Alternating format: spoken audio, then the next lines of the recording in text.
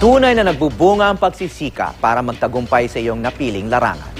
Yan ang pinatunayan ng ilang natatanging estudyante na nagtapos sa iba't ibang pamantasan sa bansa na ginawaran ng GMA Network Excellence Award. May news to go si Ian Cruz. Kinilala ng GMA Network ang ilang natatanging estudyanteng nagtapos sa iba't ibang pamantasan sa bansa. 3 magna cum laude ng College of Mass Communications sa University of the Philippines, Diliman, ang ginawaran ng GMA Network Excellence Award.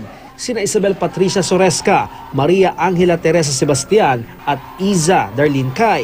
Bukod sa plaque, nakatanggap din sila ng 10,000 pesos cash prize.